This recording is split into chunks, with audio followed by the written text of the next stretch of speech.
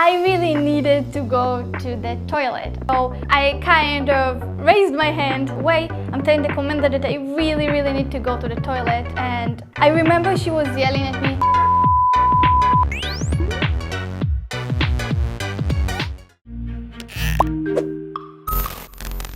안녕하세요. 저는 이스라엘에서 온 도리라고 합니다. 한국에 온 지 2년 됐습니다.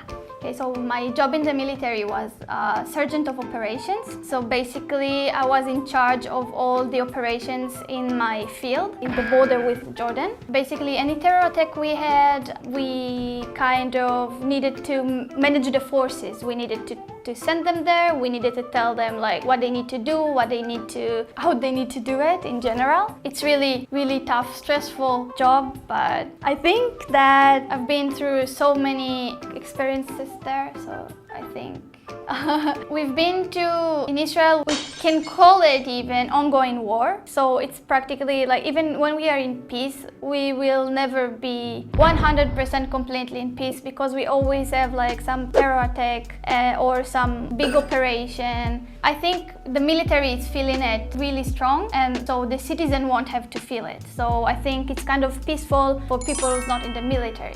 I've been to one war, one like really big operation in Israel that kept going for 50 days. We lost soldiers, honestly we lost some friends there. It was really hard time because when we are in war with other outside country, we are in a war inside Israel too with terror attacks. It's so hard, and I think there is no base in Israel that is not suffering from those attacks when we have these operations and those war times. It depends on the job. If you're combat soldiers, then you probably will have like up to 10 months really hard training, whether you're a girl or a boy. Like it doesn't matter like your gender. If you're a combat soldier, you will train like, I think it's like third of your service. So I think it really depends on what you do. For example, I trained for around 3 months. I started with basic training and then developed to kind of extra training on the field and with a gun. And then we did some kind of course. It depends on the job you're going. So you need, after you train, like physically, then with the gun, and then you need to learn about your job. So it takes time, but it's so hard. I remember that there were nights we couldn't sleep more than 30 minutes because every time there was like a kind of wakening call and like fake alarm trying to steal our guns at night. Like all the time we need to be on alert, like you can't sleep tight no matter what you do. So I remember the training was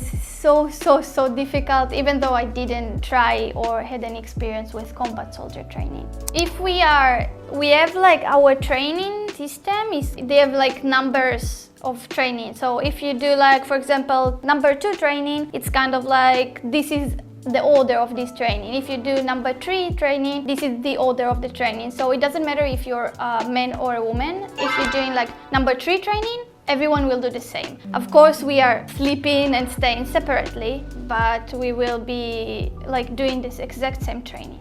First, in this area, many people asked me before if I have like a male commander, then if he will humiliate me or do some appropriate things to me. So even if it's a woman and she just humiliated me, like because we are girls. If like for boys it might be different. People always ask me those things. So I don't think we are different. I think if there is like humiliation part, it will be equal to women and men. But it was really hard, and I think that military training it's kind of humiliating by the idea itself, because you need to always follow someone. You don't have your own thinking. You need to say yes for everything. You just need to be like kind of puppet they want you to be, because this is the training, this is what you need to do. So I think it's kind of humiliating by itself, but I never had something that is like specifically for me. I never had kind of like take off your clothes or just like they made me say some like humiliating things. Like everyone did the same as me. So I don't think I ever suffered from those things, but we do not have any discrimination between men and women. So